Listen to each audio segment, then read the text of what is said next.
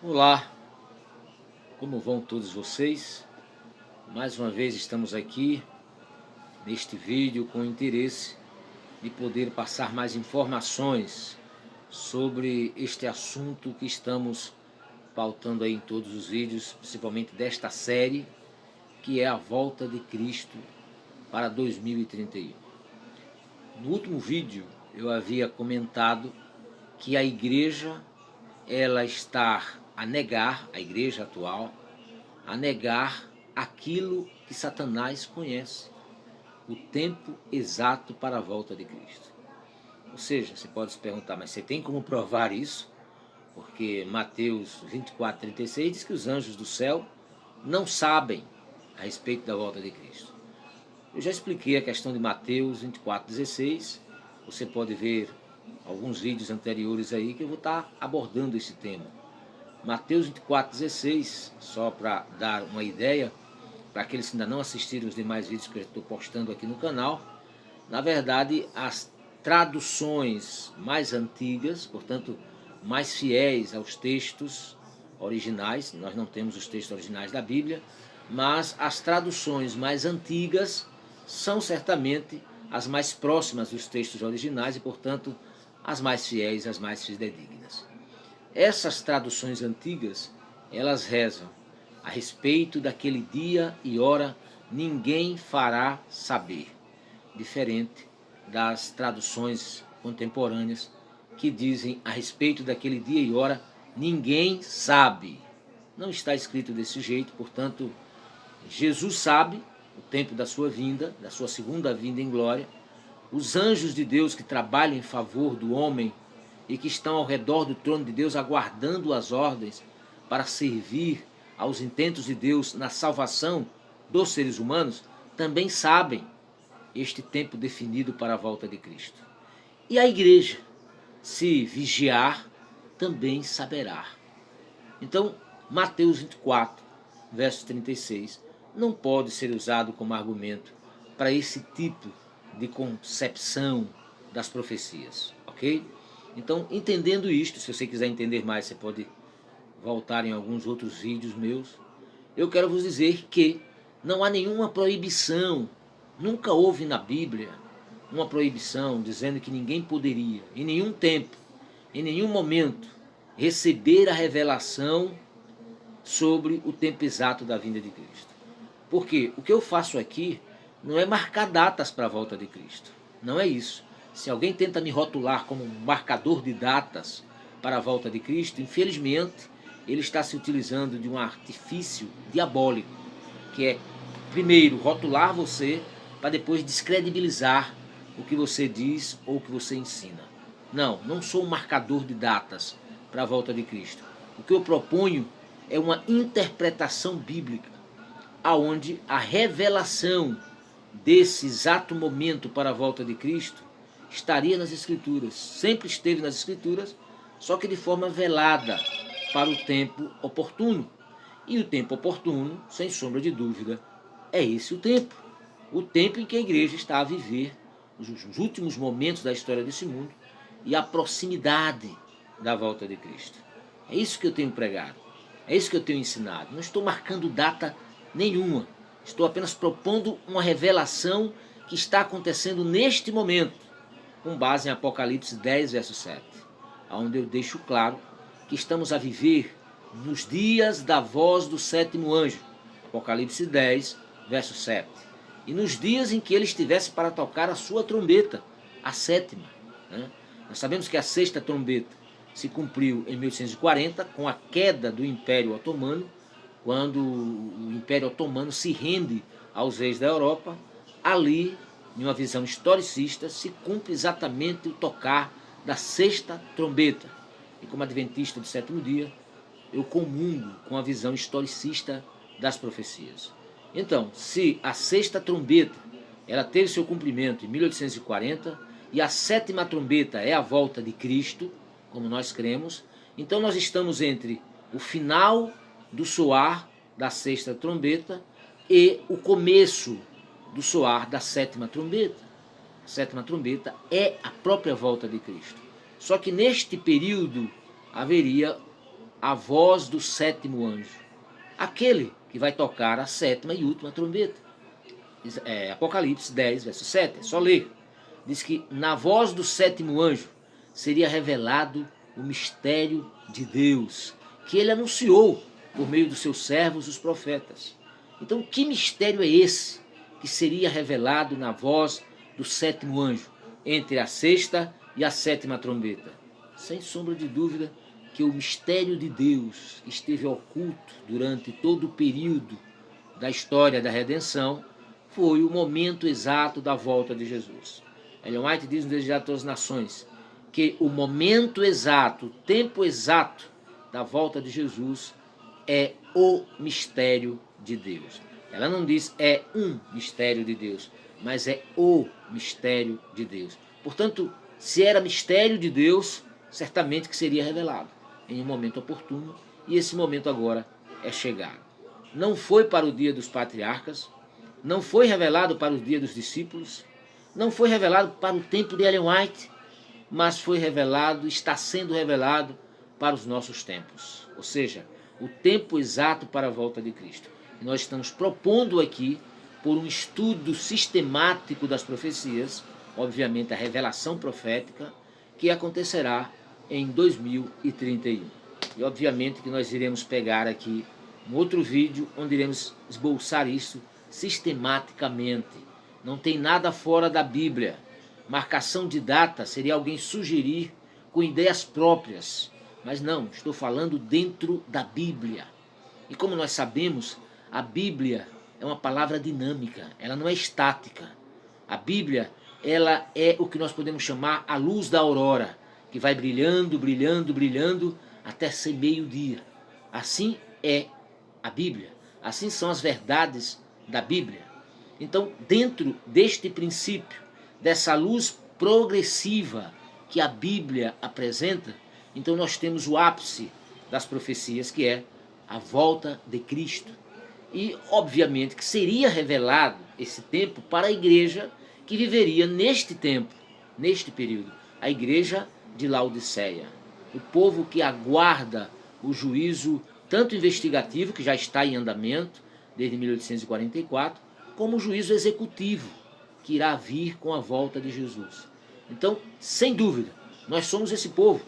E concernente a este povo, está escrito em Amós 3,7, Deus não fará coisa alguma sem primeiro revelar os seus servos, os profetas. Sem primeiro revelar aos seus servos, os profetas. Nós somos esse povo, o povo deste momento. Então, é de se esperar que Deus cumpra o que disse, que não esconderia nada dos seus servos, os profetas. Estes servos estariam vivendo neste tempo correspondente. Por exemplo, Noé pregou uma mensagem que Deus lhe havia dado, e Deus disse o tempo em que foi dado àquela geração para que eles se arrependessem. 120 anos. Basta pegar o capítulo 6 do Gênesis, você vai encontrar. Meu espírito não estará para sempre com os homens, portanto o seu tempo é de 120 anos. Alguns vão dizer que aquilo significa o tempo que Deus deu de vida aos seres humanos para depois do dilúvio.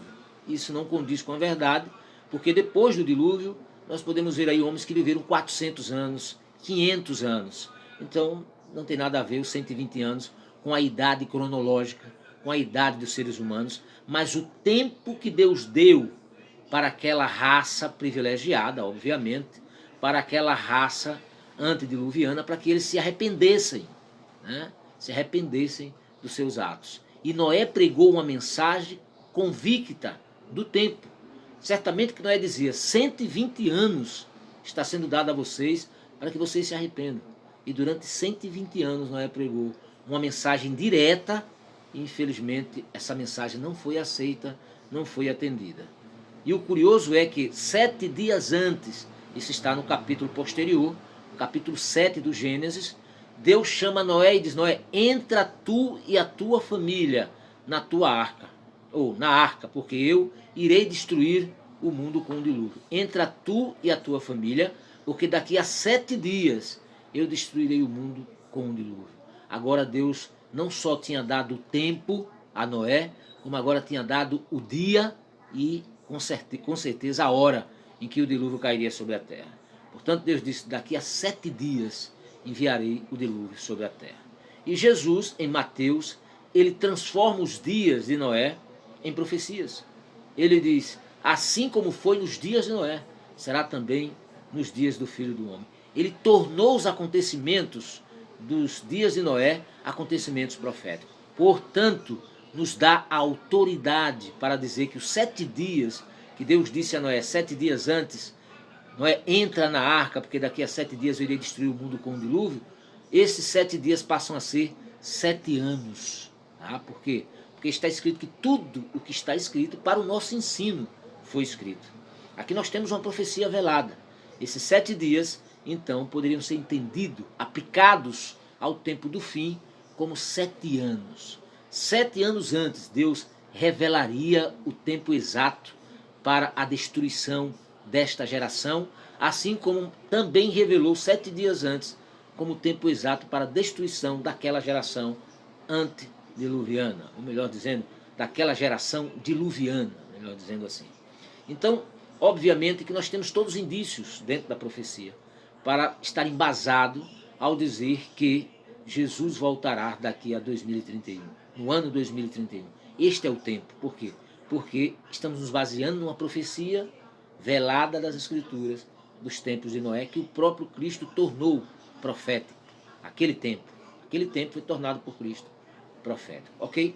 Uma vez entendendo isso, eu quero falar aqui também de algo extremamente importante, que foi o que eu disse no vídeo anterior, que Satanás sabe aquilo que a igreja dos nossos dias está procurando negar. Satanás sabe o tempo exato da volta de Jesus. Aí você diz: mas como você pode afirmar tal coisa? Pega Apocalipse, capítulo 12, versos 12. Lá está escrito: quando Satanás é expulso do céu para a terra, uma voz disse: ai da terra e os que nela habitam, porque o diabo desceu com grande furor, sabendo que pouco tempo lhe resta. Então Satanás sabe o tempo exato para a volta de Cristo. Ele sabe que esse tempo é curto. E por que ele sabe? Porque ele é um estudante das Escrituras. Ele é um estudante da Bíblia. E além disso, ele, antes de cair do céu, ele estava em uma posição elevada diante de Deus. Ele ocupava uma hierarquia elevadíssima, né, no ambiente celestial. Basta dizer aqui que o Espírito de Profecia, o livro Patriarcas e Profetas, você que é adventista do 7º dia agora, você direto a você. O que é que está escrito no livro Patriarcas e Profetas? Eu vou ler para vocês aqui, para que vocês possam ver uma das razões porque eu acredito sim que Satanás sabe o tempo exato da volta de Cristo. Aqui está escrito assim, deixa eu ler para vocês. O pecado originou-se com aquele que abaixo de Cristo, diz ela aqui, foram o mais honrado por Deus, o mais elevado em poder e glória entre os habitantes do céu. Lúcifer, filho da alva, era o primeiro dos querubins cobridores, santo e incontaminado. Lúcifer, que quer dizer ser de luz, espírito de luz, era o primeiro dos querubins. Lúcifer, diz Ellen White, era o principal dos querubins, o chefe dos querubins. Dele saía a ordem direta de Deus. Deus dava a ordem para Lúcifer e Lúcifer transmitia a ordem para aqueles seres superiores. Os querubins, portanto, são vistos na Bíblia como anjos protetores, seres protetores. No caso de Lúcifer, a sua proteção era feita sobre o trono de Deus. As suas asas cobriam o trono de Deus como que uma proteção do trono da divindade. Ou seja, lá em Ezequiel, capítulo 28, versos 16, está escrito sobre ele: tu eras querubim cobridor. Na verdade, por 2 vezes. Versos 14 e versos 16, nos é confirmado que Satanás, ou Lúcifer, era querubim cobridor. Ele estava diretamente ligado ao trono de Deus. Veja a posição privilegiada que tinha Lúcifer. Portanto, ele teve benefícios com esta posição elevada, como, por exemplo, uma inteligência superior. E essa inteligência superior, certamente, que ele a usa para entender as profecias, para compreender o tempo que diz respeito a ele. Ok? Então, continuando aqui, Ellen White diz o seguinte, e esse texto é importante porque esse texto só se faz comparação com Cristo, com o próprio Cristo.